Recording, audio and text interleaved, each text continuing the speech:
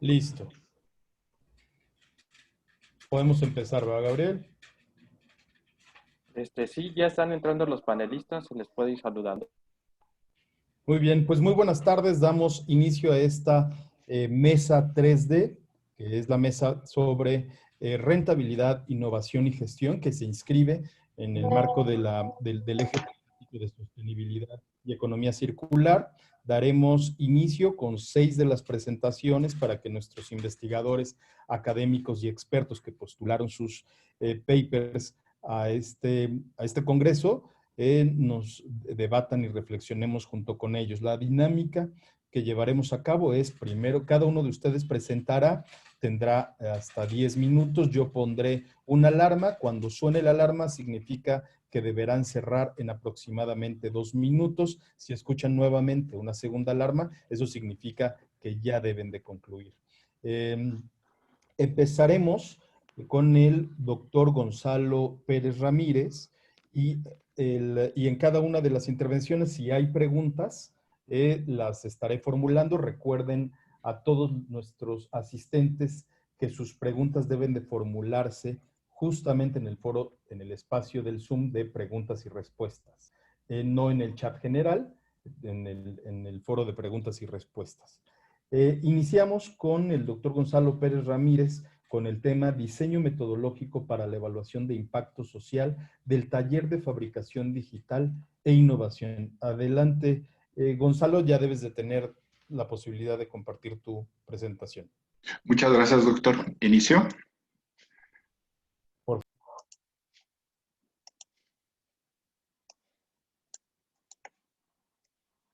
No sé si ya la estén viendo. Sí. Sí, perfectamente. ¿Qué tal? Muy buenos días. Como lo mencionó el doctor Humberto, voy a exponer un diseño metodológico para la evaluación de impacto de un proyecto que se llamó en el Instituto de Innovación y Diseño Tecnológico en la Universidad Iberoamericana Puebla. Una de las problemáticas que tenemos actualmente en la parte de las pymes es toda la vulnerabilidad que tienen, ya que cada 7 de estos negocios familiares mueren antes de cumplir los 2 años. Estas son algunas estadísticas de las cuales presentan esta vulnerabilidad y lo que llama la atención es que estas empresas tienen alrededor de un 97% de participación en el Producto Interno Bruto de estas empresas. El objetivo de esta investigación es probar la eficacia de un diseño metodológico para la evaluación de impacto social por medio de la fabricación de digital en este instituto que es el IDIT, pero lo que nos llamó mucho la atención es hacer esta evaluación en las 3 dimensiones de la responsabilidad social, que son el medio ambiente, el social y la parte económica, como un detonador de un desarrollo tecnológico y generación de innovación social. Los objetivos específicos fue diseñar e implementar un diseño metodológico para esta evaluación de impacto, así como identificar y analizar de manera exhaustiva parámetros en las 3 dimensiones de la responsabilidad social. Por otro lado, queríamos establecer calcular el retorno social de la inversión realizada a través de una metodología del ROI y, por último, calcular el retorno social de la inversión realizada por una empresa que fue la que donó para se realizara este proyecto. La parte teórica es que todas estas empresas son vulnerables a toda la parte de tecnología, no tienen acceso a la tecnología. Y fue el caso de estas 44 empresas que son empresas de un tianguis en la parte de Analco, en Puebla, las cuales fueron capacitadas en el IDIT, el Instituto de Innovación y Diseño Tecnológico. Este es la parte global de todo el estudio, en donde se tiene una donación por parte de Walmart México, interviene el gobierno de Puebla, así como la Universidad Iberoamericana, y un grupo de 3 investigadores, estos 3 investigadores alumnos del doctorado de Innovación y Responsabilidad Social, uno de la Universidad de las Américas Puebla, otro de la base de incubadora del Instituto Politécnico Nacional y su servidor por parte de la Universidad de Anáhuac.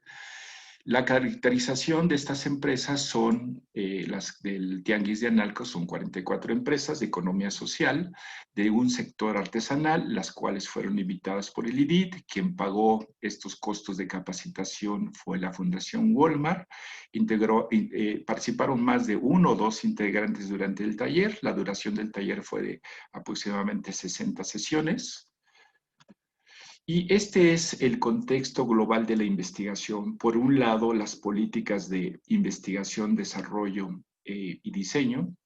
Y por otro lado, la parte de los centros de innovación. Y lo que nosotros queríamos saber es, desde el punto de vista de la responsabilidad social, qué es lo que había sucedido con esta inversión que había hecho Grupo Walmart para poder hacer una rendición de cuentas desde la perspectiva de la responsabilidad social en las 3 dimensiones: económica, social y medioambiental.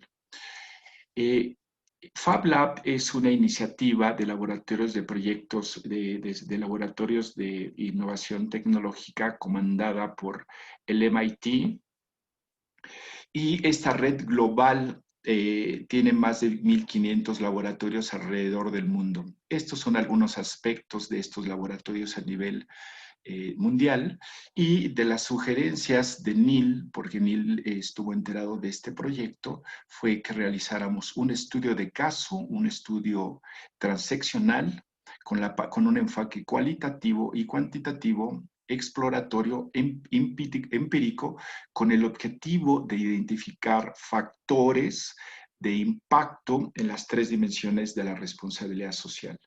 Este es el marco global de la investigación, la conceptualización, perdón, de la investigación, en donde lo que nosotros tratábamos de ver es, con esta inversión, qué generación de valor se tuvo en toda esta parte de los grupos vulnerables de estas empresas de economía social, las cuales tenían esquemas colaborativos. Se analizaron 5 metodologías. El estudio se realizó en 2 fases. La primera fase fue de estudio de un marco cualitativo, y la segunda fase fue de un marco cuantitativo.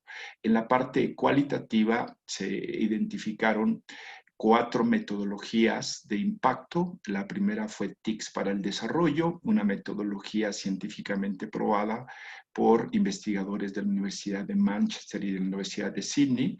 La segunda fue una metodología de la Universidad de Valladolid, de I+D+I.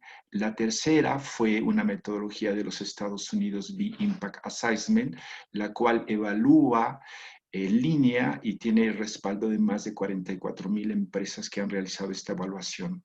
Y por otro lado, una de las más importantes fue la guía para elaboración de reportes de sustentabilidad, GRI.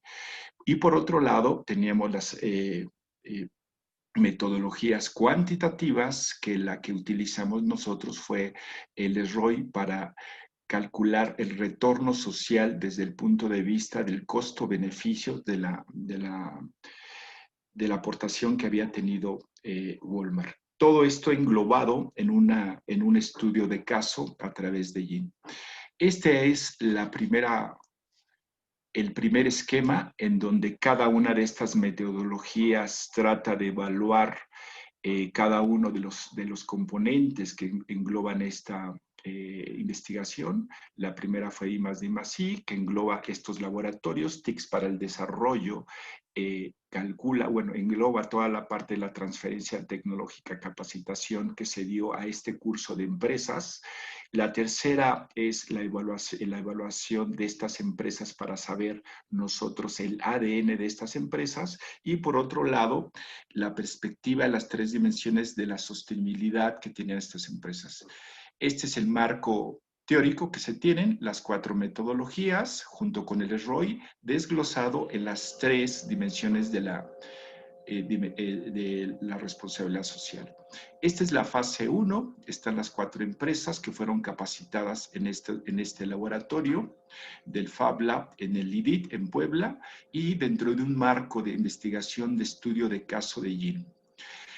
Este es el primer esquema cualitativo de la fase en donde están las 4 metodologías que antes mencioné en las 3 dimensiones de la responsabilidad social.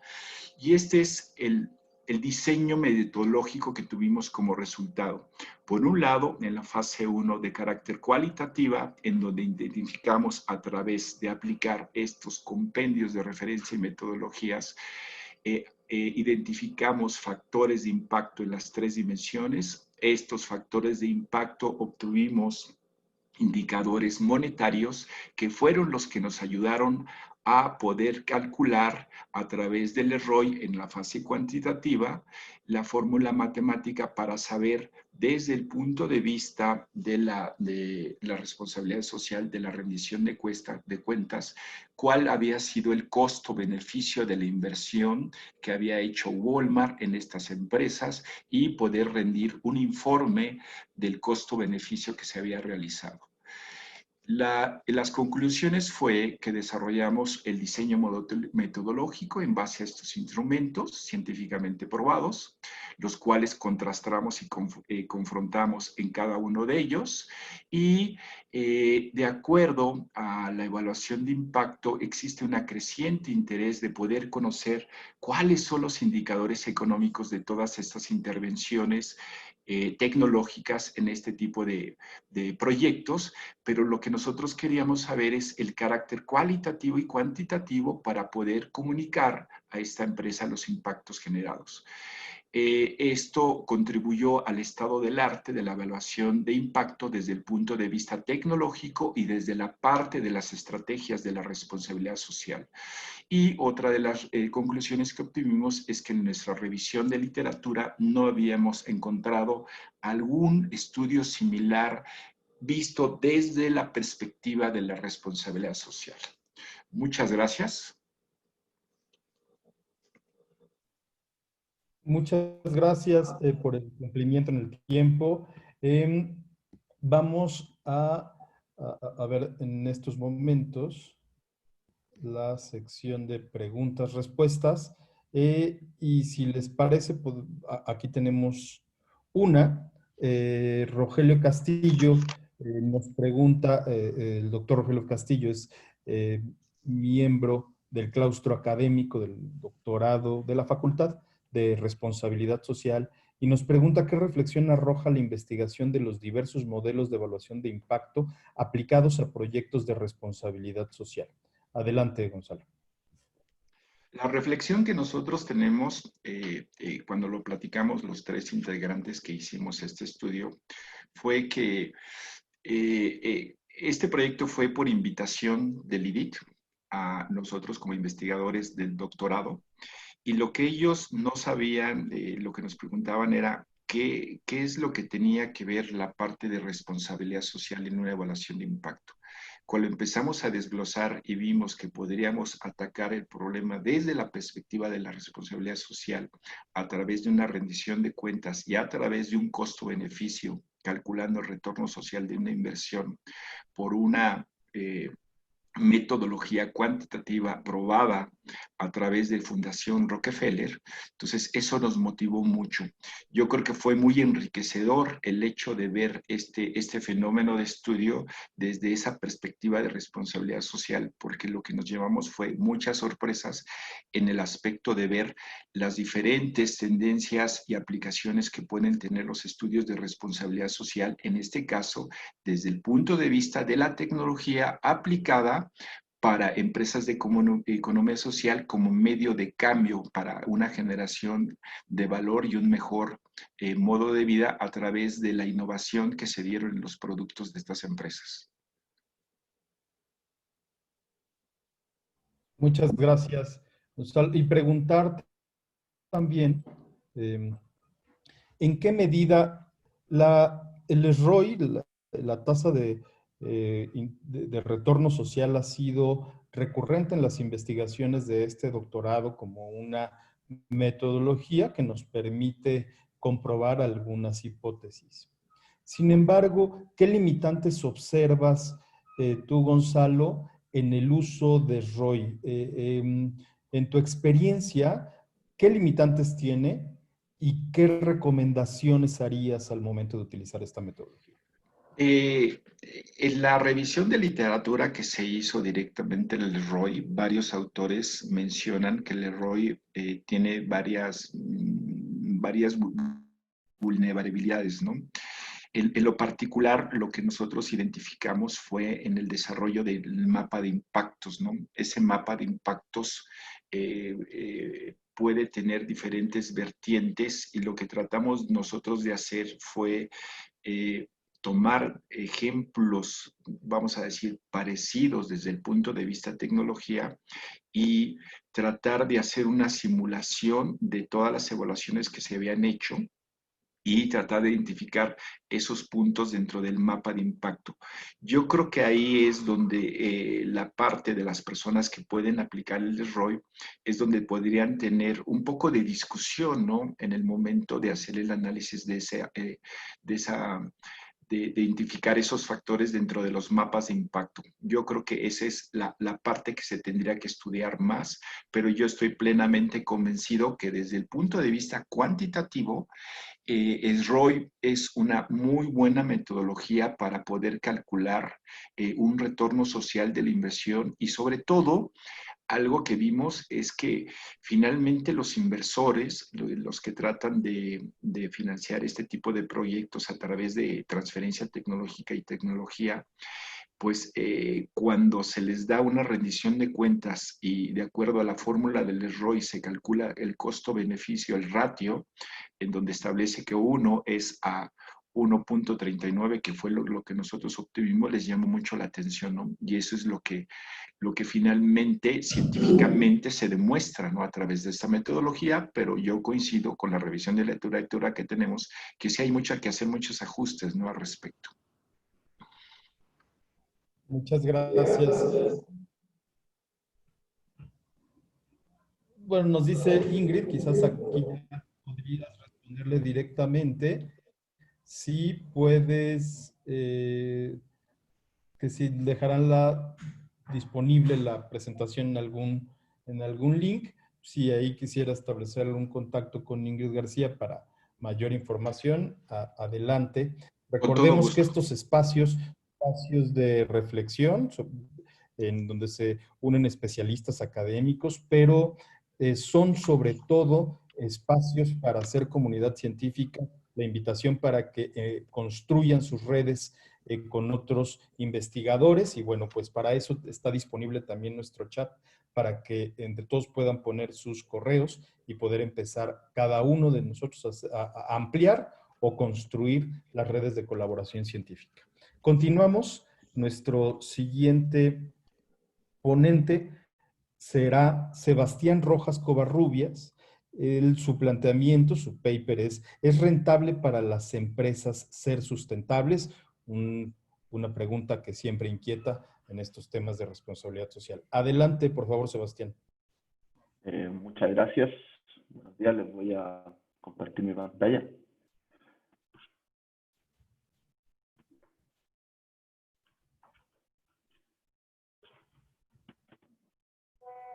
Bueno, voy a empezar. Buenos días, público presente, y gracias a la Universidad de Anáhuac por organizar este congreso, este seminario que crea comunidad, como recién dijeron. Mi tema ¿es rentable para las empresas ser sustentables? Un análisis cuantitativo de desempeño financiero y sustentable en Latinoamérica. La sustentabilidad corporativa, para introducir un poco el tema, ha adquirido una relevancia importante en el manejo y desempeño financiero de las empresas. Las empresas están velando por un buen desempeño financiero, por ejemplo, con sus obligaciones con los shareholders, pero al mismo tiempo enfrentan mayor presión por mejores prácticas corporativas y sustentables. Esta investigación analiza los efectos de la sustentabilidad en el desempeño financiero de las empresas. ¿Cómo definimos sustentabilidad? En el World Commission for the Environment, en el año 1987, los estudiosos la definieron como la capacidad de satisfacer las necesidades del presente sin comprometer la habilidad de las futuras generaciones de satisfacer las suyas propias. Esta definición ha ido variando un poco en el tiempo y hoy en día con el ejemplo de Van Merrick, que en el 2013 se incluyeron componentes sociales, o sea, ya no solo ser más ecológico, sino que también preocuparse más por la sociedad y por las partes interesadas en una compañía, generando un entorno más responsable. La sustentabilidad es más bien, se puede ver como un problema de inversión. Implica costos presentes, pero beneficios futuros a largo plazo para la empresa. Lo convierte en una empresa más sostenible y más llevadera en el largo plazo. Una empresa que sí se adapta. El objetivo general de este estudio es estudiar y cuantificar la relación de Escucho un sustentabilidad. poco cortado, Sebastián. Sí, ya, No sé si podemos hacer dos cosas, probar unos 30 segundos, a ver si puedes tal vez cambiar de ubicación. A ver. Ya, perfecto. Voy a cambiar el micrófono. Ok. ¿Ahora sí se escucha mejor? Mucho mejor, adelante. Perfecto, muchas gracias. El objetivo general de este estudio es estudiar y cuantificar la relación entre sustentabilidad corporativa y el rendimiento financiero de la firma. Para aquellas empresas de mayor capitalización bursátil, de las bolsas de Argentina, Brasil, Chile, Colombia, México y Perú, durante los años 2002 a 2019, y usando variables de rendimiento financiero como el ROA, el retorno sobre activos, el retorno sobre ventas 2 y la Q de Tobin, que mide perspectivas futuras de los inversionistas sobre esa firma.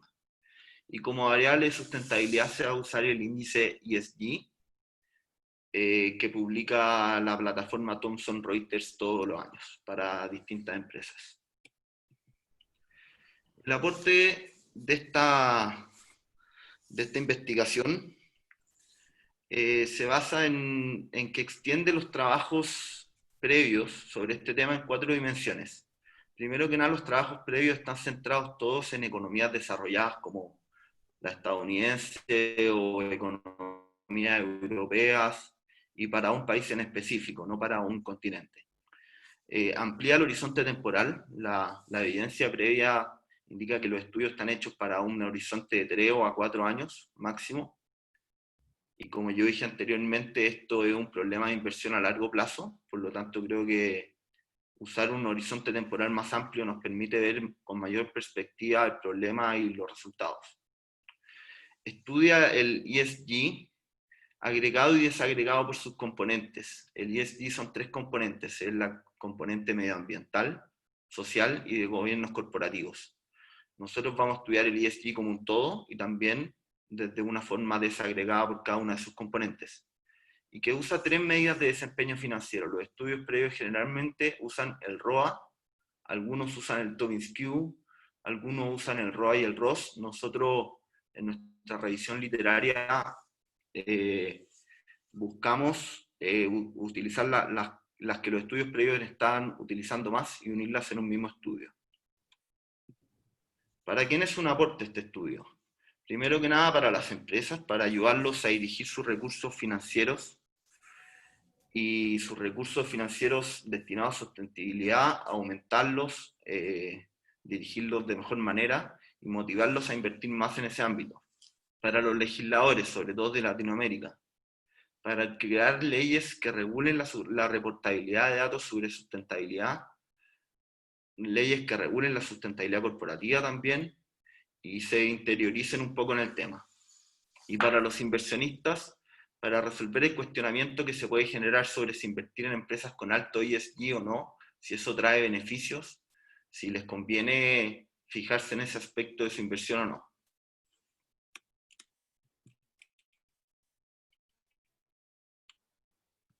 La pregunta de investigación: ¿hay relación entre el índice ESG y el rendimiento financiero de una firma en economías latinoamericanas? La literatura sobre el tema es extensa, hay muchos estudios sobre esto, pero poco concluyente. Hay estudios que encuentran una relación positiva, a mayor ESG, mejores resultados financieros. Hay otros estudios que encuentran que la relación no es significativa, o sea, no hay relación entre la inversión en ESG y los estados financieros, y algunos directamente encuentran una relación negativa, a mayor ESG, peores resultados financieros. Por lo tanto, nuestra hipótesis es nuestra hipótesis es la existencia de una relación positiva entre mejores índices de sustentabilidad corporativa y mejores resultados para las empresas latinoamericanas de mayor capitalización bursátil. La revisión de literatura y Van Tarder, el 2010, dijeron que las empresas se enfrentan a una presión para maximizar productividad y sus utilidades mientras experimentan una demanda constante por parte de sus clientes, proveedores e inversionistas. Eccles y Serafim, el 2013, dicen que la sustentabilidad implica incorporar en las decisiones de la empresa el entorno que la rodea, tanto ambientalmente como socialmente.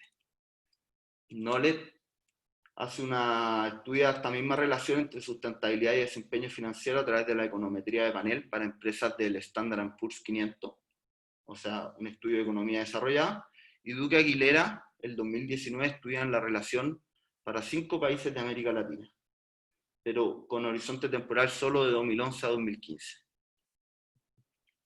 ¿Por qué se escoge Latinoamérica para hacer este estudio? O los países específicos que nombré antes. Porque hay muy poco interés en los mercados en desarrollo emergente sobre este tema. Hay muy pocos estudios sobre el tema, y muy poco concluyentes los resultados. Los estudios de países desarrollados no son extrapolables al caso latinoamericano por ciertas condiciones especiales que tiene nuestro mercado. En términos sociales, culturales y prácticas de gobiernos corporativos son distintas que los países desarrollados. Hay una evidente falta de legislación en cuanto a sustentabilidad, instituciones gubernamentales débiles o disfuncionales, hay mayor riesgo político, mayor corrupción. También hay algo que se llama el home bias, que es que las empresas latinoamericanas solo invierten o intentan invertir en el país propio o en países muy parecidos. Por lo tanto, no hay muchas empresas, no hay muchos ejemplos de empresas que inviertan en grande en Estados Unidos como para que o en otros países desarrollados, como para que algún estudio anterior los haya tomado en su muestra. Los datos. La muestra se compone de 193 empresas de mayor capitalización bursátil de Argentina, Brasil, Chile, Colombia, México y Perú, que representan el 88% del PIB de América Latina, con un total de alrededor de 1.400 observaciones para índice ESG, y los datos son obtenidos de la plataforma Refinitiv Eikon. Se utilizará una frecuencia de datos anual, y a continuación en esa tabla se presentan las bolsas de donde se sacaron cada una de las empresas, las bolsas y el índice.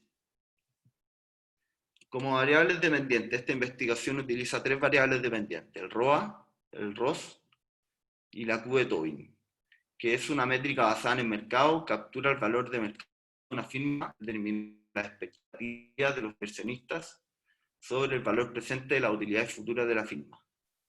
Entonces nos permite ver un poco más cómo va a ser el futuro de la firma a través de la mirada del inversionista, lo que resulta bastante útil para este estudio. La variable de sustentabilidad se va a usar el índice ESG, que toma en cuenta variables como las emisiones, la innovación, los derechos humanos, la comunidad, y se mide en una escala de 0 a 100% de cumplimiento para cada empresa. Esta tabla presenta la construcción de las distintas variables para las variables dependientes, independientes y de control. Vamos a usar variables de control como liquidez, apalancamiento, intensidad de capital y tamaño de la firma. El Tobin Q se construye como el market cap partido por los activos. El market cap es el precio de la acción para un año, multiplicado por la cantidad de acciones que se están transando en el mercado. El método, regresiones para cada variable dependiente. Serán regresiones realizadas a través de controladas por paneles de efecto fijo por país y por año, para cada uno de los dos modelos, agregados y desagregados, o sea, con el ESG agregado y con el ESG desagregado. La primera regresión que se muestra ahí es para el ESG agregado más las variables de control, donde el beta son las variables de control, o X es la variable de control y beta el coeficiente que la acompaña, y gamma es el ESG agregado, y la Y es la variable dependiente. Y la segunda regresión que se realizará, como se puede ver, es lo mismo, pero con el ESG desagregado por componentes para saber bien cómo afecta a cada uno de los componentes, por ejemplo, el ambiental o el social, en el rendimiento financiero de la firma. Estos modelos incorporan 3 componentes de error.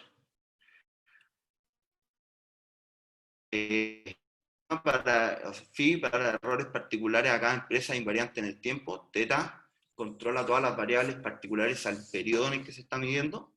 Y Epsilon es un error poblacional que no está relacionado con las variables de control y que tiene medida 0. Los resultados que obtuvimos de estas regresiones no son preliminares, son ya resultados más finales. Indican que para el ROA, el ESG agregado no tiene relación con el ROA. O sea, más inversión en ESG no tiene relación ni siquiera al 90% de confianza con el retorno sobre activos, pero por ejemplo en el modelo desagregado, el ámbito medioambiental, el I, tiene relación significativa del 95%, entonces a mayor inversión en I, mejor ROA para la compañía. En el retorno de ventas, o ROS, ni el ESG agregado ni desagregado tiene significancia, por lo tanto no tiene efecto una mayor inversión en ESG sobre el ROS. Y en la Q de Tobin se muestra que el ESG agregado sí tiene significancia del 90%, y a mayor ESG, mejor Q de Tobin, mejor expectativa para los inversionistas a largo plazo. También se encuentra significancia del 95% para el ámbito ambiental. También positiva una relación positiva con la Q de Tobin. Hay que ir cerrando, Sebastián, por favor. Ya, perfecto. Y las conclusiones son que este estudio busca establecer una relación entre índices de sustentabilidad a través del ESG y variables dependientes, como la ROA, ROS y Q de Tobin. Y se puede concluir con los resultados que actualmente en Latinoamérica la dirección de las compañías no le da mucha importancia a este tema, pero de a poco eso ha ido cambiando, se puede ver a través de los años. Y el I da significativo, el ámbito ambiental da significativo en dos de las 3 variables dependientes, porque es el tema que está más de moda, es el tema que todos están hablando y es el ámbito ambiental. Por eso una inversión en I sí da resultados. Muchas gracias a todos y preguntas abiertas.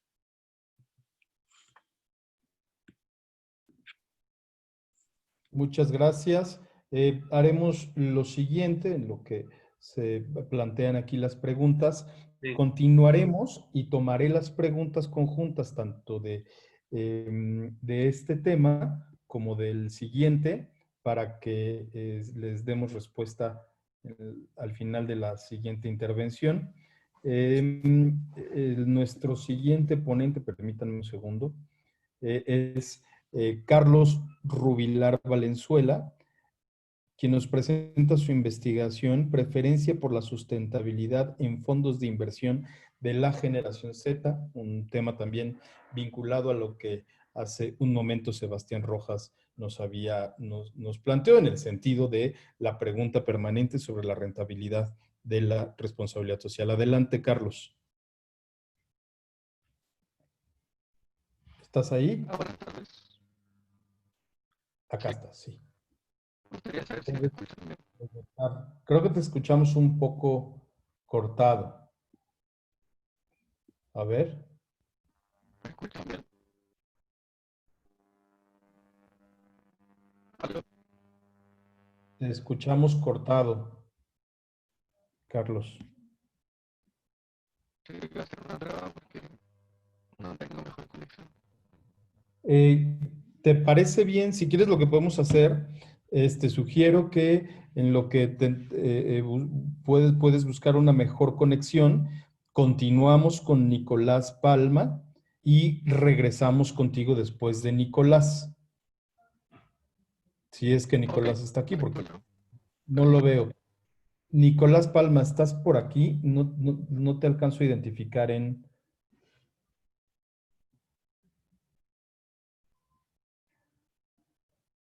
Bueno, no encontramos a Nicolás.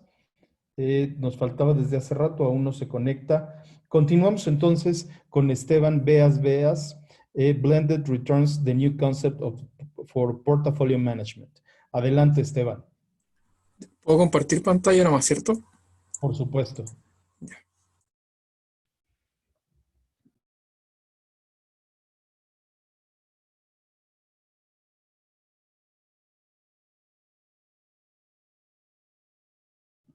Ahí ya vemos tu presentación.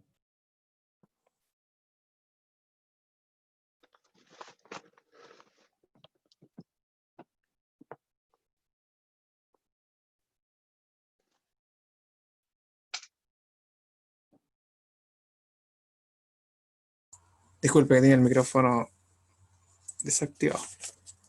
Ya. Buenos días a todos los presentes. Junto a mi compañero Nicolás Ollarse les vamos a presentar nuestro tema de tesis que está en desarrollo, que tiene por nombre Blended Returns, the New Concept for Portfolio Management. Y básicamente busca estudiar, analizar cómo se comportaron los diferentes activos del Standard & Poor's 1500, específicamente las acciones, en un periodo de 4 años hacia atrás, considerando como 3, 4 o 5 meses del 2020. El aporte de nuestra investigación a grandes rasgos sería que se está analizando una base de datos no estudiada anteriormente, la que es el Standard & Poor's 1500, la que cuenta con las 1500 empresas con mayor presencia bursátil en los Estados Unidos. También esperamos evidenciar claramente que las carteras conformadas por activos con altas calificaciones en sus índices ESG tengan mejores rendimientos que las carteras un poco más convencionales o con menores calificaciones en sus índices ESG. La investigación sería útil tanto para inversionistas personales como profesionales.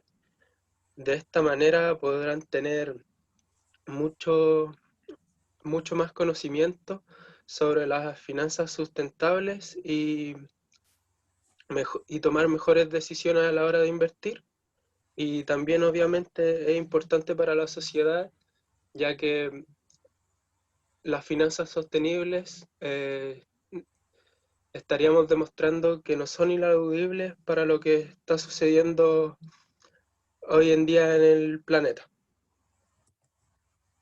Bueno, para nosotros llevar a cabo esta tesis, básicamente recorrimos un sinfín de papers. O sea, cuando uno habla de sustentabilidad, es igual reciente la información que se encuentra, no debe tener más de 30 años. Y nosotros nos guiamos en 3 autores principales que siguen más o menos la línea que nosotros queríamos llegar.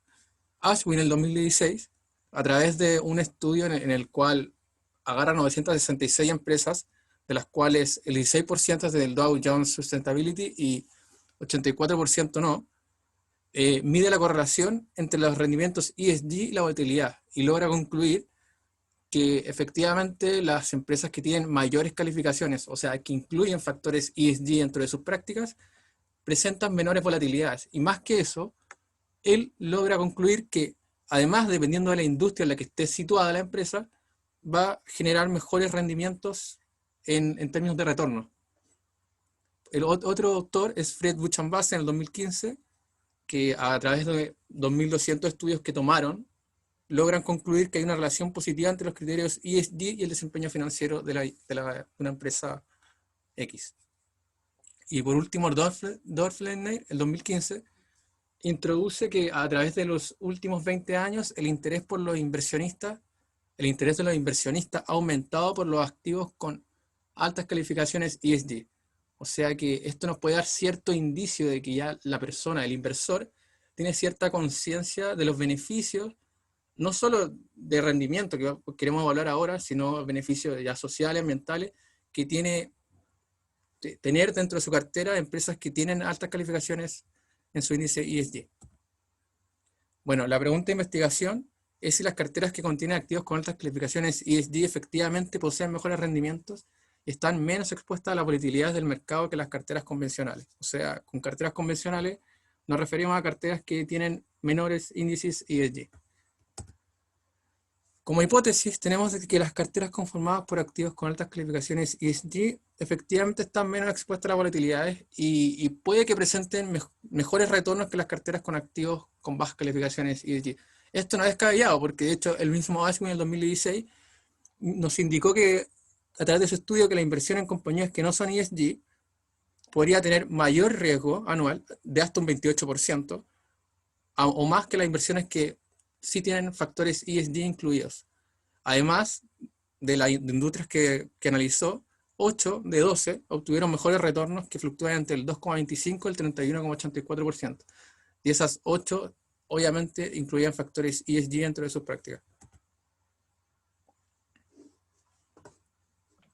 Bueno, la metodología a utilizar en este proceso de investigación se dividió en 6 etapas, comenzando por descargar la base de datos necesaria del programa Refinity Icon, donde se descargó los índices ESG a utilizar, que en este caso serían 6, el índice Standard & Poor's 1500, y los 6 índices ESG serían Social, Environment, Score, Governance, Uso de Recursos y Corrupción.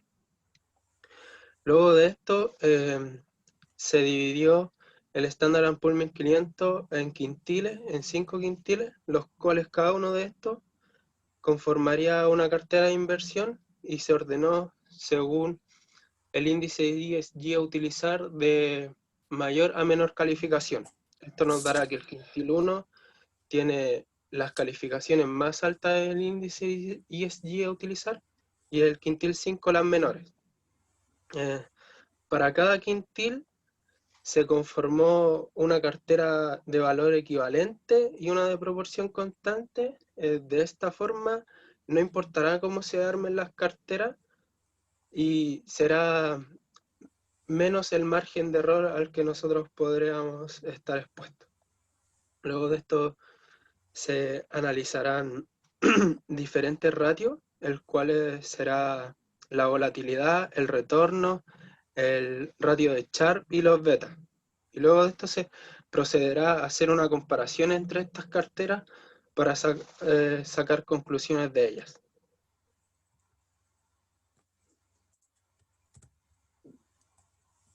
Bueno, acá se puede ver los 6 índices a utilizar y cómo los ordenamos en este proceso.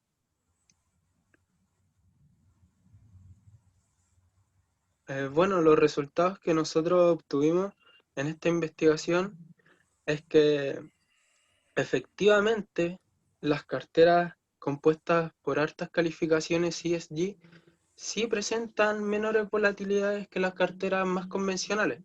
Esto nos da a entender que estas pueden estar más protegidas a los cambios que se pueden ocasionar en el mercado y son una buena alternativa para los inversionistas que están buscando más estabilidad en sus inversiones. Bueno, los retornos no son categóricamente mejores que las carteras más convencionales, pero se percibe un buen futuro para esta y que los retornos sean aún más altos según pase el tiempo y mirar más hacia el futuro.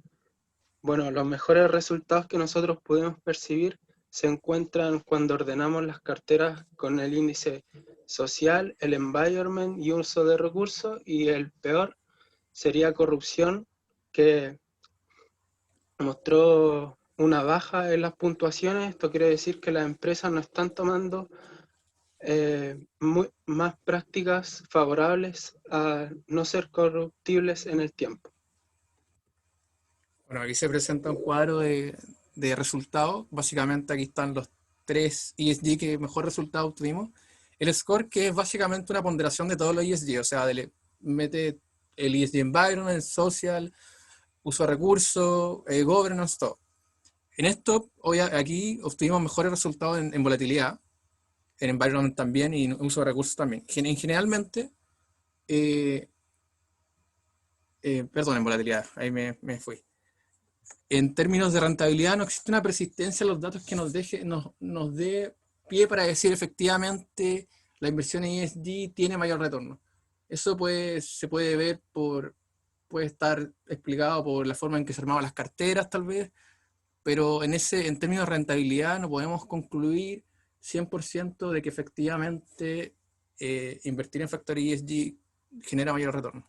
Sin embargo, en volatilidad es súper concordante con la literatura que hemos analizado. Efectivamente, las carteras que tienen mayores índices ESG dentro de ellas poseen menores volatilidades, están menos expuestas al riesgo de mercado y se mueven mucho mejor en dirección al mercado.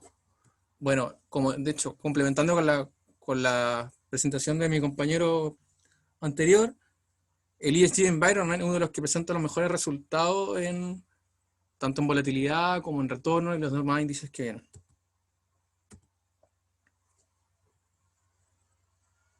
Bueno, acá se puede ver el ratio de Sharpe, el cual nos indica que efectivamente los datos concuerdan con los dos índices analizados anteriormente, y se puede ver que los mejores resultados se presentan entre el año 2018 y 2020, no así en el año 2016 y 2017. Esto nos indica que todo puede ir cambiando en términos de rentabilidad, ya que considera ese factor. Siguiente. Bueno, y en los betas, a nuestro parecer, el quintil 1, el que sería que tiene mejores calificaciones en sus índices G, tendría que moverse acorde cómo se mueve el mercado o el índice que nosotros utilizamos, que es el Standard & Poor's 1500, y efectivamente los resultados concuerdan con lo que estamos concluyendo, y creemos que esto es súper bueno para las finanzas sustentables, ya que al considerar este factor, esto podría ser mucho mejor a largo plazo para las carteras compuestas por empresas que sí están implementando factores sustentables entre sus finanzas corporativas. Muchas gracias por su atención. Esa fue nuestra presentación.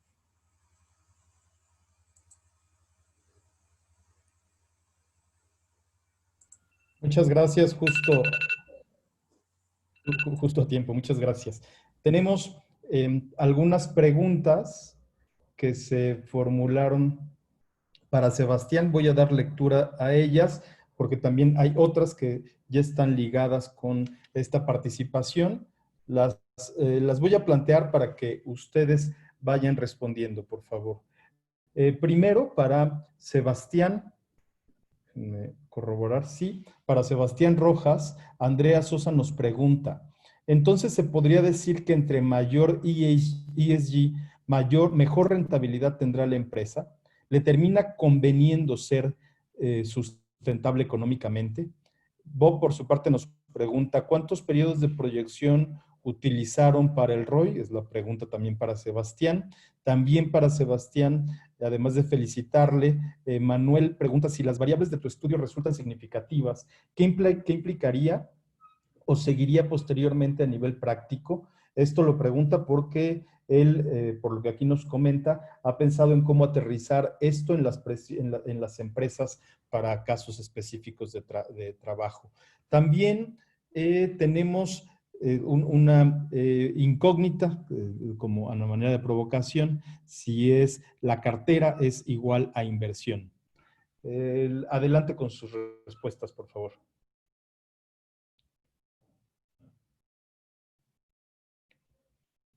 En México, la cartera podría significar otra cosa, las carteras de Sí, los sí. bancos, por ejemplo, entonces un poco para especificar. Cuando nos referimos a cartera, nos referimos a un portafolio de acciones que se armó. A eso hacemos referencia con cartera. Perfecto. Sebastián, ¿estás por ahí?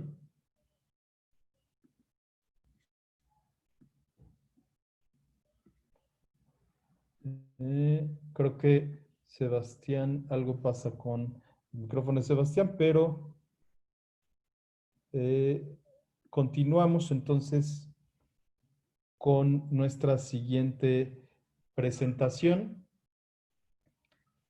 Regresamos con Carlos Rubilar Valenzuela. Carlos, ¿estás listo? Si quieres, hacemos la prueba para ver si mejoró.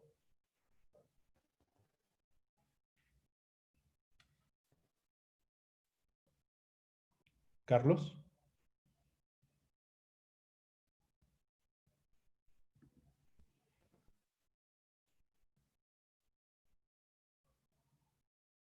A ver, Carlos está tratando de hacer el ajuste.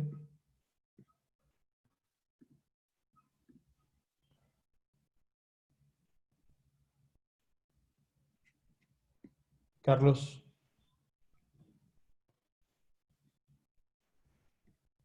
Pues creo que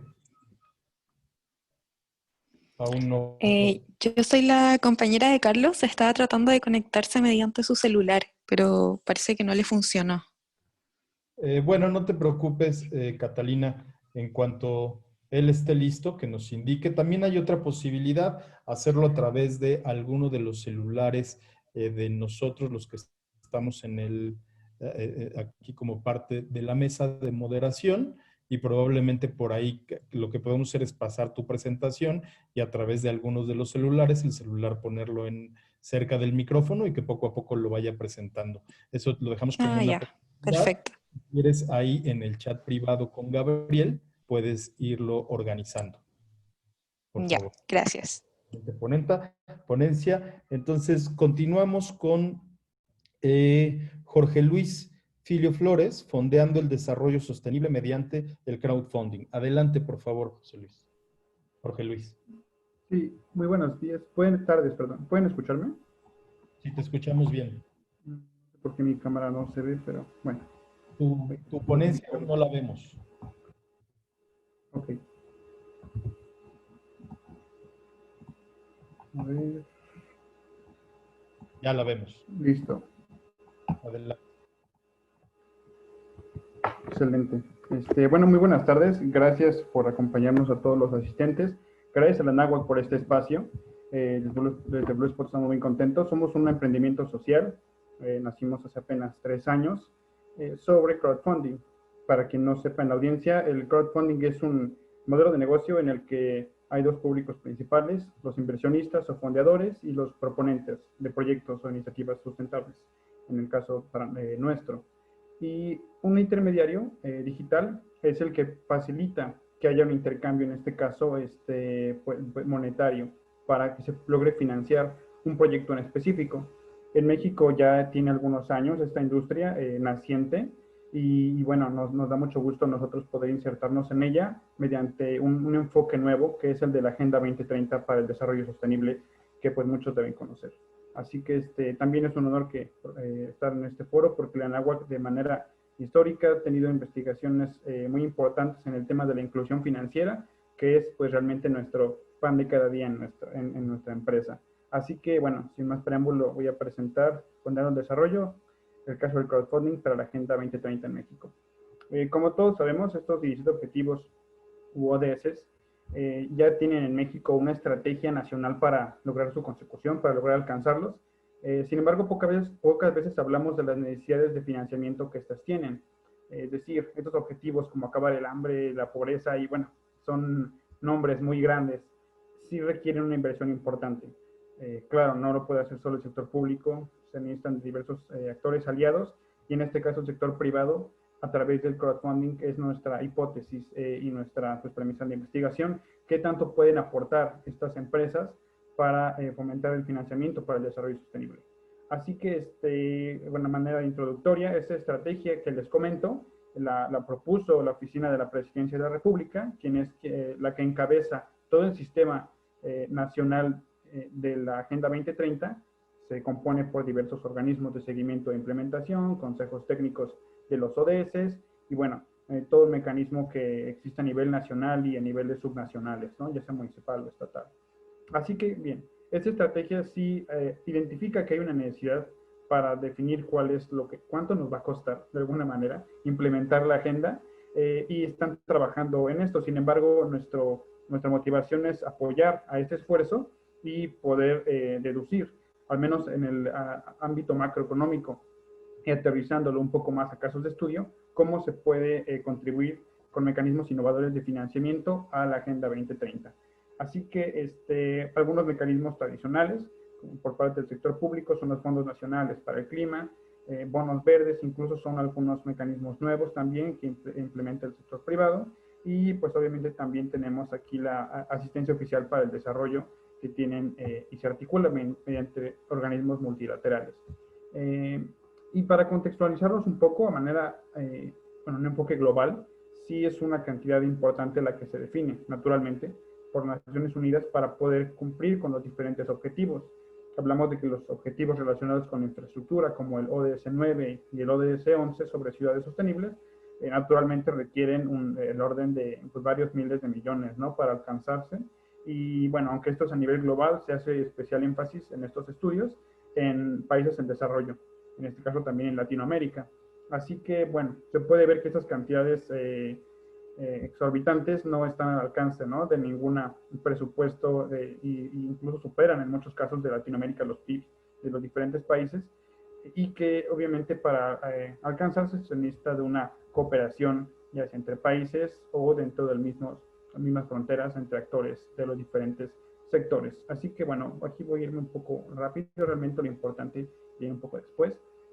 Y sí queremos entender un poco cómo funcionan estos mecanismos de cooperación y de cómo, al menos en el caso de México, se recibe el financiamiento para el desarrollo por, en este caso, actores multilaterales, como es el caso de la asistencia oficial para el desarrollo, y específicamente lo que nos interesa saber es a dónde llega ese dinero, ¿no? A qué ODS, si es que se le puede llamar así, se aterriza y llega estos diferentes flujos monetarios. Y bueno, aquí se pone rápidamente en un periodo de 4 años antes de que se publicaran los ODS, los flujos que se tuvo en el país con respecto a diferentes categorías. Las de asuntos sociales las podemos comparar con los ODS 1, 2, 3 y 4 que hablan de salud, de educación. Son las que más financiamiento han recibido, al menos por este medio. Otras categorías incluyen la infraestructura, la agricultura, la industria y el turismo. Pero bueno, este solo es uno de los mecanismos que existen para el financiamiento. Lo que nos interesa ver es cómo se comporta ya muy específicamente por ejemplo, un organismo internacional que está operando estos fondos. Hablamos en este caso del PNUD, el Programa de Naciones Unidas para el Desarrollo, que actualmente tiene proyectos activos en México y que establece como pueden ver en estos cuadros, cuáles son los objetivos que más están, en los que más están invirtiendo. Claro, estos fondos no vienen del PNUD, el PNUD es el que los opera, vienen de una variedad de fuentes, incluyendo el Gobierno de México, y pues bueno, aquí se puede ver también que se da especial énfasis a los objetivos relacionados a la protección del medio ambiente, como es el objetivo 15 sobre la vida terrestre, el objetivo 13 sobre la acción climática, etcétera, ¿no? Nuestro objetivo con este pequeño análisis era identificar cómo se comportan actualmente estos flujos de financiamiento y cómo aportan a los diferentes ODS.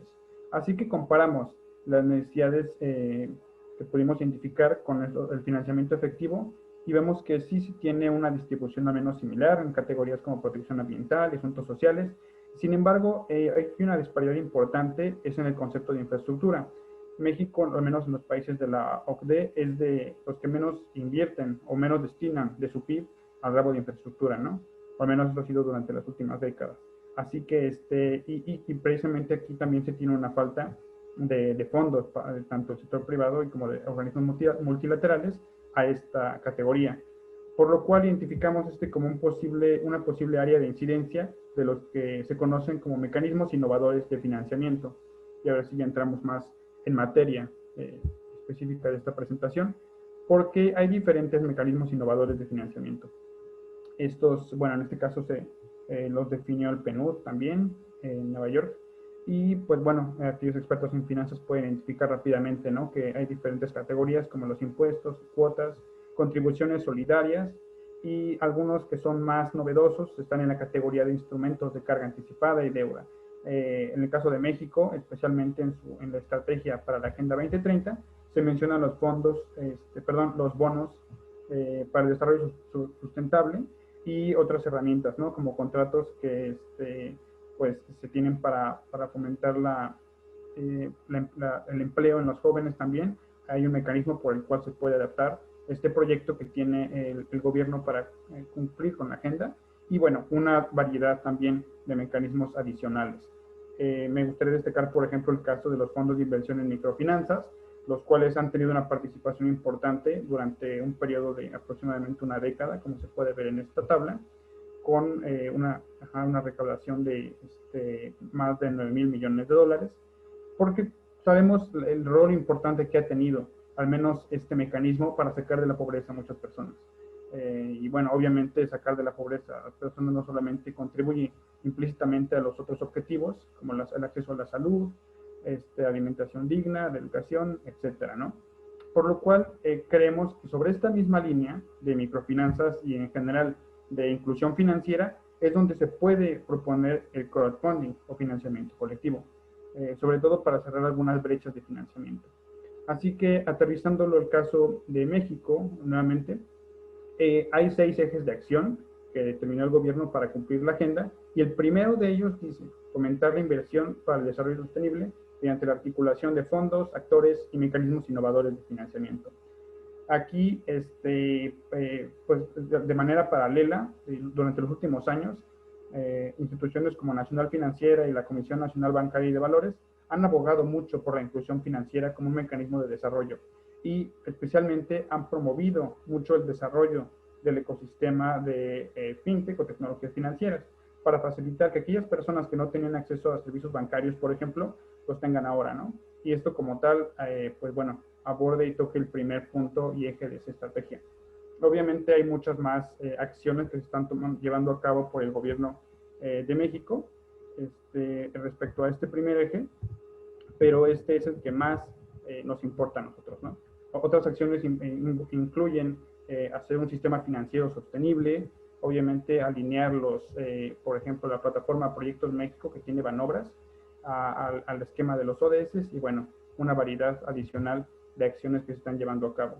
Sin embargo, en el caso del crowdfunding identificamos 6 acciones o puntos muy específicos en los cuales puede tener incidencia este modelo de negocios para fomentar el desarrollo sostenible.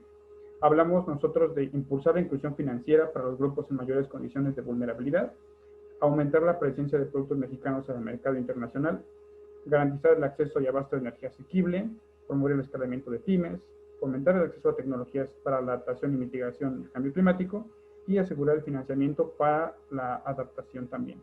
Así que estas 6 acciones se mencionan dentro de la estrategia de México para cumplir con los objetivos y creemos, ahorita lo explicamos de una manera un poco más sencilla, que pueden ser atacados desde el ángulo del crowdfunding. Hablemos del primero, impulsar la inclusión financiera. Pues un hecho que conocemos es de que sí existe una población importante en México que no está bancarizada y que el costo de instalar sucursales, por ejemplo, en municipios rurales, donde no existen estas sucursales actualmente, pues sería abrumador, ¿no? Y no sería capaz de solventarlo los bancos. Sin embargo, aquí tenemos el hecho de que también todas las personas tienen acceso a la tecnología, al menos a celulares inteligentes, a conexiones a internet, y ponemos el caso de una empresa, Dopla. Esta fintech permite préstamos de persona a persona y que en ausencia de servicios bancarios permitiría que en estas comunidades se pudiera facilitar el intercambio o el préstamo, de recursos monetarios para diferentes necesidades, ¿no?, que pueden surgir en estas familias de escasos recursos.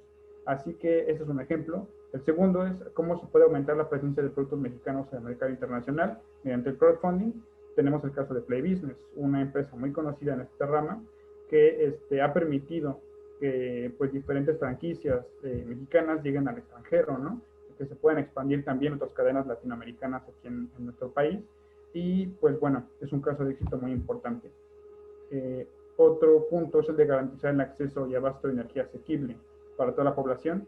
Tenemos aquí en México también el primer crowdfunding solar, allá en Monterrey, se conoce como Red Girasol, una empresa también de crowdfunding que instala paneles solares en diferentes puntos del país y los cuales se obtiene el financiamiento a través de este mecanismo, ¿no?, de crowdfunding, donde existe un gran número, una multitud de inversionistas a los cuales posteriormente se les va pagando con un retorno de su inversión.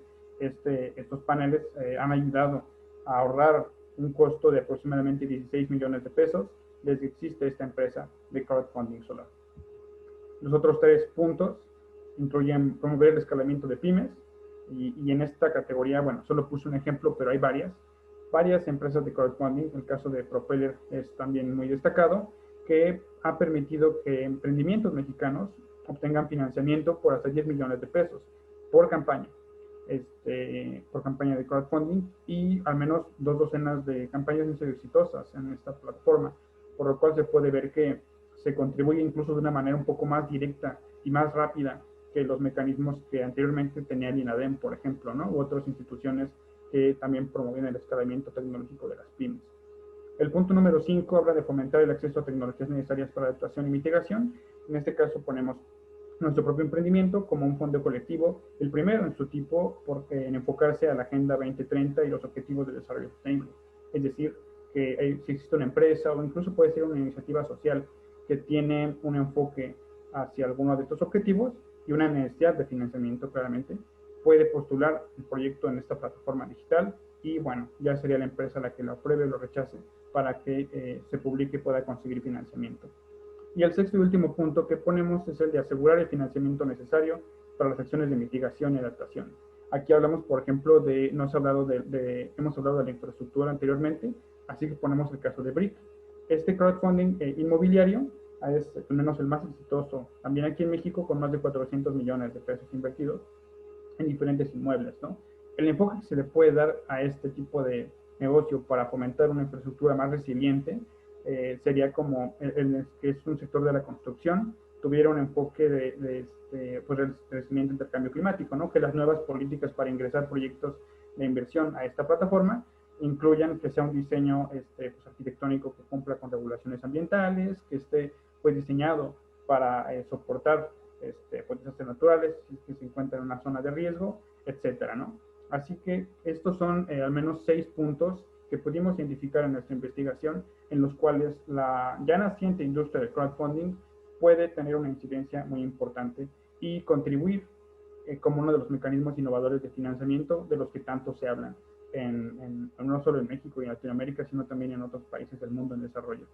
Así que, a manera de conclusiones, identificamos que la asignación de recursos que se tiene para el desarrollo sostenible sí está alineada, en este caso, de lo que se necesita y lo que se está efectivamente desembolsando, en este caso, la categoría de protección ambiental. Sin embargo, es claro que existe una brecha importante que se debe de cubrir para el financiamiento de la agenda. En este caso hablamos del sector industrial y del apoyo a las pymes, que actualmente es muy importante para fomentar el empleo y, bueno, que pueda reactivarse la economía, ¿no? Por lo cual estos puntos creemos que sí pueden ser atacados mediante el crowdfunding, como lo pudimos ver en los ejemplos anteriores. Y bueno, uno de los principales obstáculos que identificamos en esta investigación fue la falta de estadísticas sobre los recursos necesarios para los ODS en el país.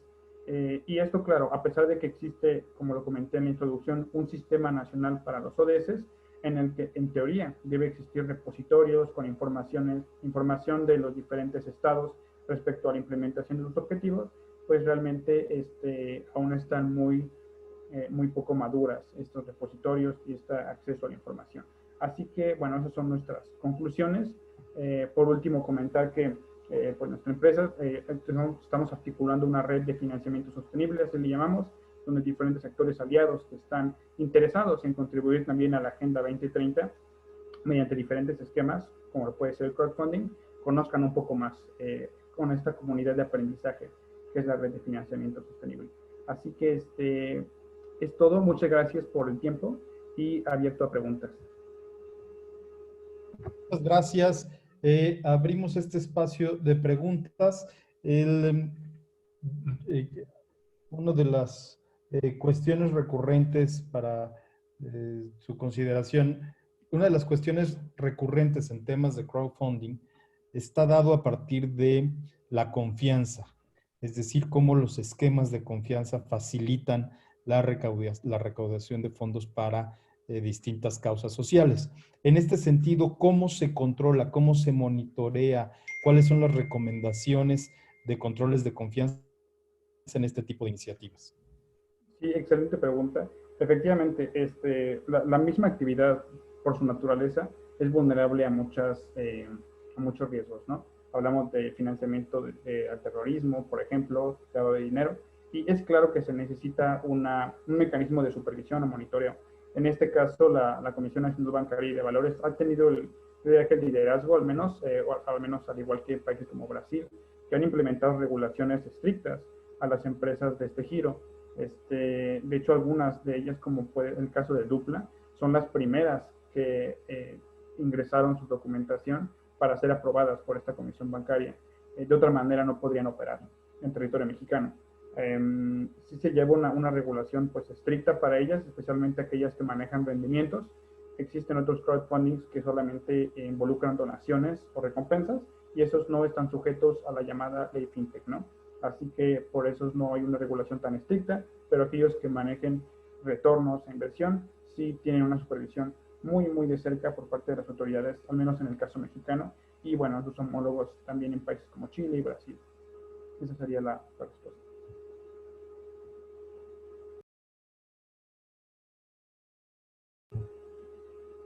Gracias. ¿Otra pregunta? Gracias. Pues interesante tema, crowdfunding.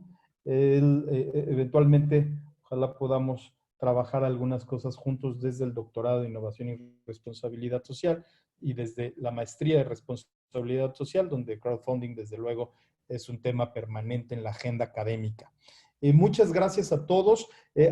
Yo propongo, si alguien tuviera para ir cerrando, lamentablemente Nicolás Palma no podrá acompañarnos en su presentación. Ya nos envió amablemente su mensaje y la explicación. Esperemos que todo esté bien allá donde él está. Y así es de que podemos abrir, tenemos un tiempo para poder entre los panelistas hacer una suerte de diálogo también con los asistentes a partir de las preguntas que están básicas. Tenemos aquí dos preguntas, dos solicitudes. Yaneli Domínguez y Bob. Voy a darle la palabra a Yaneli Domínguez. Adelante, Yaneli. Puedes hablar.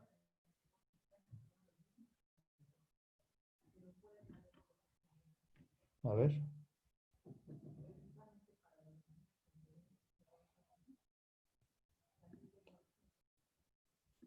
Yaneli.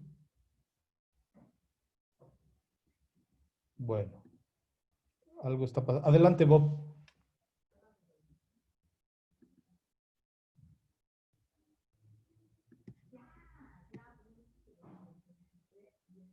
Bueno, entre tanto, una pregunta de Cintia. En temas de crowdfunding, ¿qué tipo de inversionistas hay? Sí, gracias, Cintia. Hay realmente el objetivo del crowdfunding por el lado de los proponentes sí es garantizar el acceso a fuentes de financiamiento.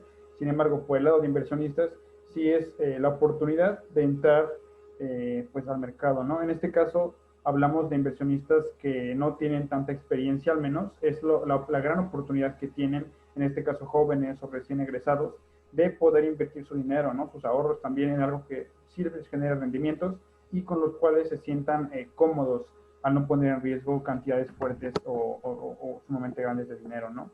Que con tanto trabajo consiguen. Así que los tipos de inversionistas yo podría pues denominarlos como los que están apenas ingresando, que es su primera experiencia realmente invirtiendo, es un experimento para muchos de ellos. Cualquiera de esas plataformas que mencioné en los casos de estudio ofrece estos rendimientos y por otro lado están los inversionistas que ya tienen experiencia, no solo en las plataformas de crowdfunding mexicanas, sino también en las que existen en Estados Unidos o en otros países. Así que estos obviamente van por proyectos un poco más avanzados, tal vez, van por participación en el caso de las franquicias, porque el crowdfunding de franquicias es algo es muy fuerte también y algo que tiene un gran peso en la capacidad de atracción de inversionistas. Así que yo diría que estos son los tipos de inversionistas que se pueden identificar a grandes rasgos, ¿no?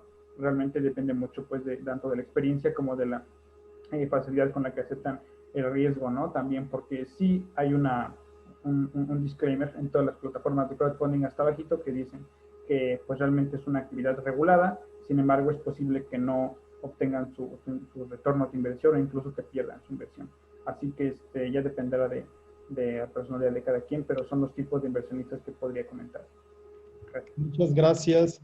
Tenemos también otra pregunta, pero te invitaría para dar paso a la participación que tenemos pendiente todavía, la participación de Carlos Rubilar.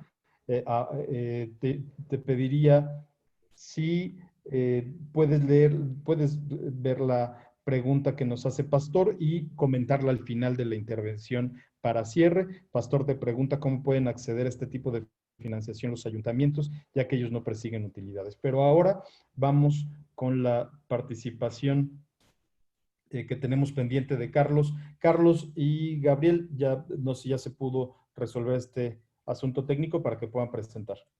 Sí, Carlos, Hola, ya está por aquí. ¿escuchan? Ahí ya, perfecto, Carlos. Perfecto. Voy a compartir la presentación.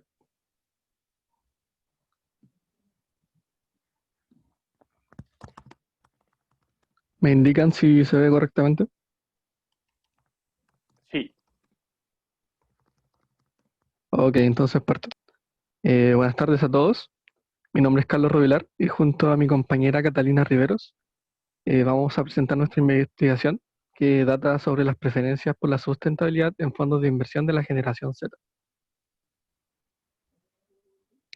Para partir, nuestro aporte está en contribuir al entendimiento de nuevas tendencias en la industria de los fondos de inversión y cómo éstas se adecuan al constante desarrollo y cambio del mundo y sus nuevos participantes, específicamente estos individuos pertenecientes a la generación Z, a través de la inversión sustentable, mediante una demostración práctica de cómo actúa la generación Z frente a este escenario de inversión y presentando evidencia experimental de que esta generación presenta tendencias hacia los fondos de inversión más sustentables. Bueno, buenas tardes. En cuanto a la bibliografía destacada, nosotros nos centramos básicamente en 4 estudios. El primero es Design en el 2014, quien nos da una descripción de quiénes son la generación Z. Bueno, estos individuos son los nacidos entre mediados de los 90 y el año 2010, y los describe como personas que están completamente conscientes con la responsabilidad social, el conocimiento de las leyes, las normas y regulaciones. Bueno, previamente a esto, el año 2012, Fulton, Kahn y Sharpless establecieron que el análisis ASG debería ser integrado no solo a los procesos de inversión, sino que también a la estrategia corporativa de las empresas, quienes se preocupan por entregar valor a sus clientes y también a sus accionistas. Más actualmente, el año 2019, Hatzmark y Sussman presentan evidencia de que los inversores valoran la sostenibilidad y que descartan la posibilidad de que esto les sea indiferente o que también puedan llegar a penalizar un fondo por mantener una cartera de inversiones sostenibles. También estos dos autores para su investigación utilizan el llamado rating de sostenibilidad Morningstar, que evalúa fondos de inversión en cuanto a qué tan sustentables son. Esta herramienta también la utilizamos nosotros en nuestra investigación y que pasaremos a explicar detalladamente más adelante.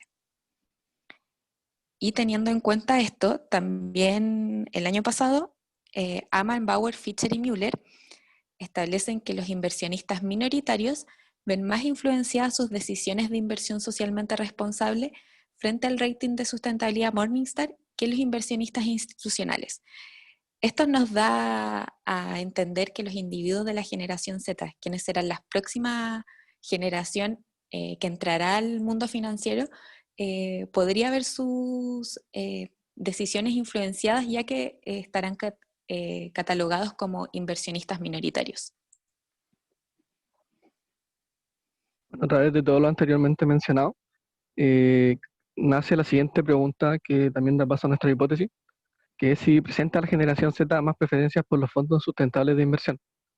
Asimismo, como mencioné anteriormente, nace la hipótesis principal de la investigación, que es si la generación Z, dadas sus características de comportamiento, presenta preferencia hacia fondos de inversión que sean más sustentables. Bueno, pasando a nuestra metodología, nosotros haremos una encuesta de aproximadamente, queremos llegar a aproximadamente 540 encuestados, que serán estudiantes de nuestra universidad, la Universidad Finisterra en Chile,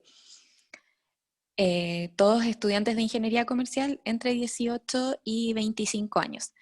Para esta encuesta utilizaremos principalmente dos factores. El primero es el ranking de sustentabilidad que mencioné anteriormente. Este es un rating creado por la empresa de servicios financieros Morningstar, quienes el año 2017 evaluaron más de 20.000 fondos de inversión, vieron qué tan sustentables eran y los catalogaron desde 1 a 5 globos del mundo, donde 1 presentaba al 10% de fondos que tenía menor nivel de sustentabilidad y 5 al 10% que tenía el nivel más alto de sustentabilidad. Previo a este rating, a los inversores le era muy difícil ver qué tan sustentable era un fondo de inversión. Por lo tanto, este rating llegó como a solucionar de cierta forma este problema y hacer mucho más amigable el comprender la sustentabilidad que presentaba un fondo. Y por otro lado, ocuparemos la comisión que suelen cobrar estos fondos de inversión por el trabajo realizado, la que suele ser de forma anual. Bueno, aquí tenemos un tipo de pregunta que hacemos en la encuesta. En esta encuesta a cada alumno damos un contexto en el cual les decimos que ellos contarán con 10 millones de pesos chilenos, que son aproximadamente unos $8.000, que tendrán ficticiamente este dinero para invertir, y les presentamos estos tres fondos. Estas son las tres opciones que hay presentes en este mercado ficticio. Y tendremos un total de 9 preguntas. Este es un ejemplo de pregunta y cada una tiene distintos tipos de correlación. Esta correlación no la presentamos a los alumnos, sin embargo acá lo pusimos a modo de ejemplo. Esta tiene una correlación de 1, es decir, que a medida que aumenta la comisión, aumenta también el número de globos o la sustentabilidad del fondo. Luego de presentar estos tres tipos de fondos, elegimos solo uno, en este caso el fondo de inversión B, y pasamos a hacer nuestra pregunta de investigación, que es: ¿cuál es su disposición a invertir, que designamos con las siglas DI, en el siguiente fondo de inversión en una escala de 1 a 10, donde 1 es menor disposición y 10 mayor disposición a invertir este dinero?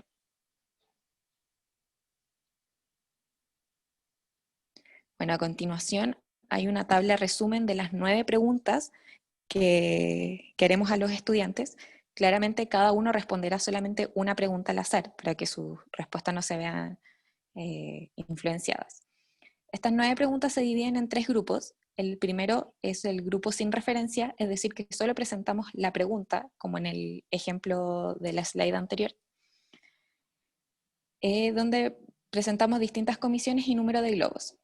Y luego las otras 6 preguntas se dividen en 2 grupos, donde aquí sí les presentamos un ancla de información, donde les decimos que la comisión promedio que cobra el mercado es de un 5%. Y las otras 3 preguntas les decimos que la comisión promedio que cobra el mercado es del 2%, para ver así si sus respuestas se ven influenciadas con la cantidad de comisión que les cobran y el número de globos. Lo que nosotros esperamos es que esta generación, dadas sus características, se incline más al número de globos, es decir, a la sustentabilidad del fondo, independiente de la comisión que se les vaya a cobrar. Bueno, cabe destacar que esta investigación es parte de nuestra tesis, por lo tanto todavía está en proceso, pero para fines de presentaciones logramos reunir un total de 60 respuestas para tener al menos una respuesta provisoria. ¿Ok? Entonces procedo a explicar. Podemos aquí identificar un gráfico de cajas o un box plot donde medimos la disposición a invertir según los 3 tipos de encuestas, ¿verdad? Donde la encuesta número 1 tiene una comisión del 2% y un globo asociado al ranking de sostenibilidad Morningstar. La encuesta número 2 tiene una comisión del 3,5% y 3 globos, y la encuesta número 3 tiene una comisión del 5% y 5 globos.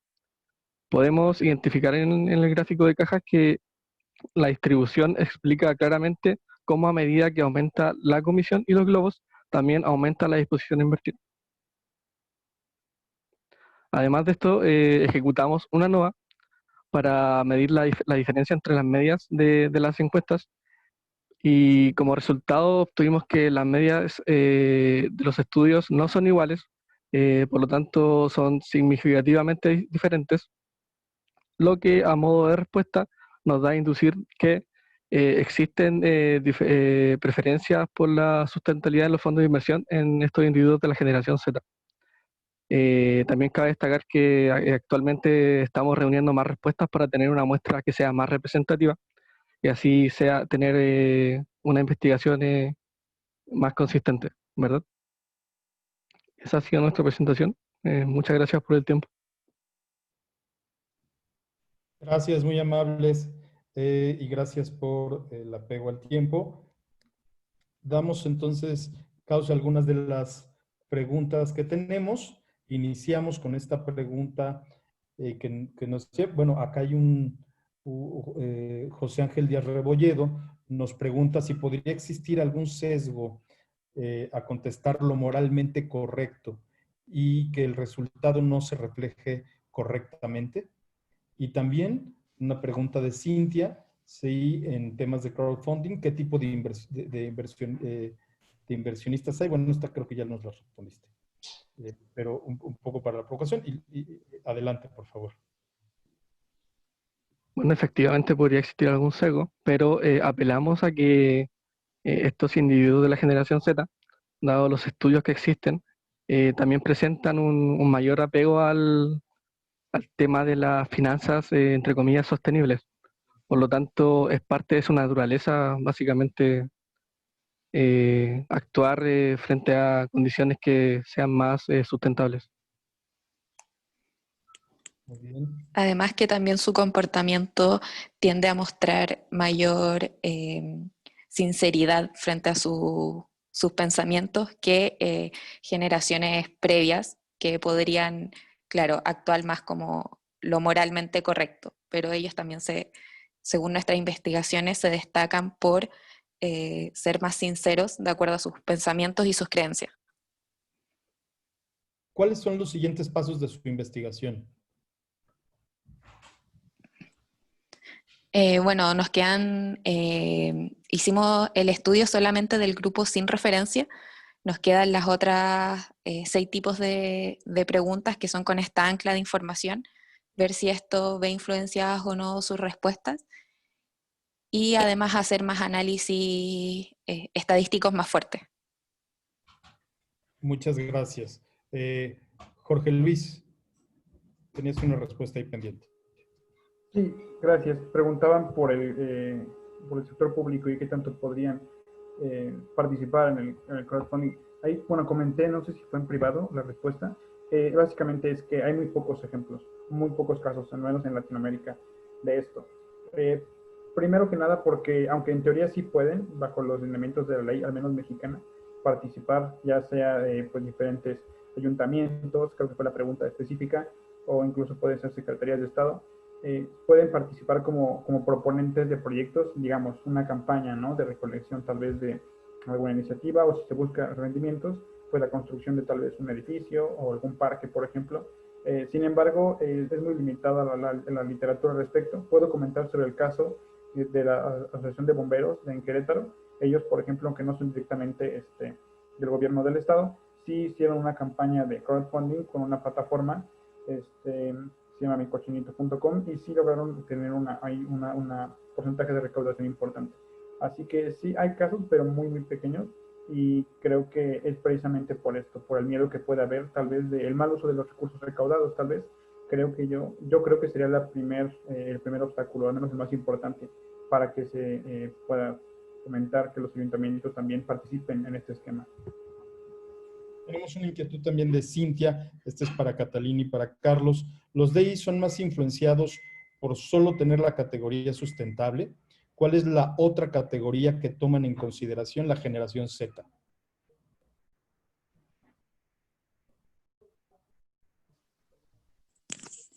La otra Bueno, la sería otra categoría, comisión. Bueno, la otra categoría sería la comisión, que sería la otra variable que presentamos en la investigación. Y efectivamente también se podría ver influenciada por la comisión, pero también apelamos a que, como por lo que generalmente pasa en el mercado, a mayor porcentaje de comisión, también existe un mayor número de globos. Excelente, muchas gracias.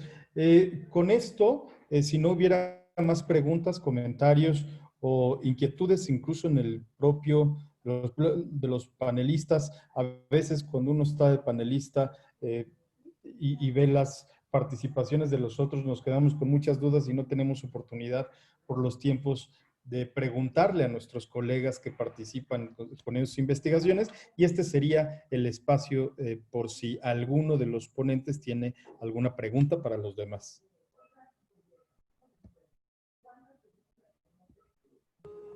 Yo quería preguntar, en este caso a Carlos o Catalina, su presentación, ¿qué edad tienen la población, el universo que fue encuestado?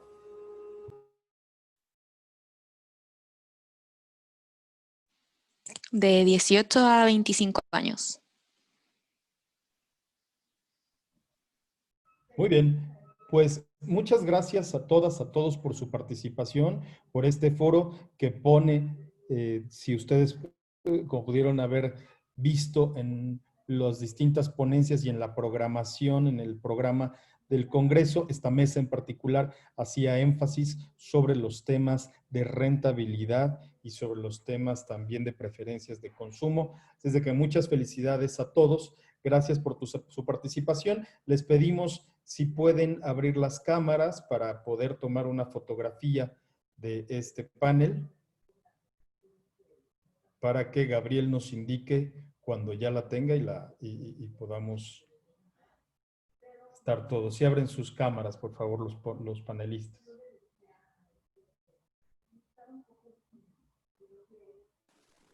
Pues, creo que nada más porque Catalina y Carlos creo que no tienen la cámara. Bueno, si quieres tomar entonces la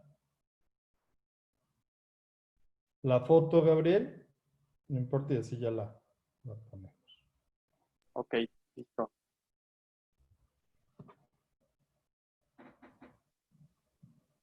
Listo. Gracias. Pues muchas gracias. Tienen ahí la liga para las constancias, aquellos que están como asistentes. Recuerden que las constancias de nuestros ponentes les llegarán sin necesidad de solicitud directamente a sus correos. una vez desde luego terminado el Congreso de la siguiente semana.